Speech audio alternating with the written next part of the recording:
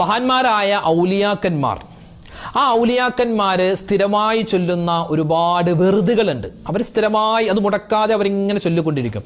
ഏത് വലിയനെടുത്താലും നമ്മുടെയൊക്കെ പരിസരത്ത് ഒരുപാട് മക്ബറകൾ ഉണ്ടാവും അല്ലെ?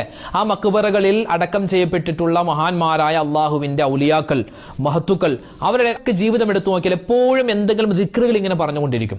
അങ്ങനെ ഒരുപാട് മഹത്തുക്കൾ സ്ഥിരമായി പറഞ്ഞുകൊണ്ടിരുന്ന ഒരു ഔറാദ്, ഒരു ദിക്ർ നമുക്കൊന്ന് ചൊല്ലിയാലോ?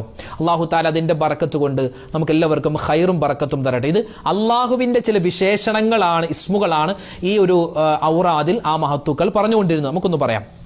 അല്ലാഹു ഹാലിരി, അല്ലാഹു നാലിരി, അല്ലാഹു ഷാഹിദി, അല്ലാഹു മഈ. അല്ലാഹു ഹാലിരി, അല്ലാഹു നാലിരി, അല്ലാഹു ഷാഹിദി, അല്ലാഹു മഈ.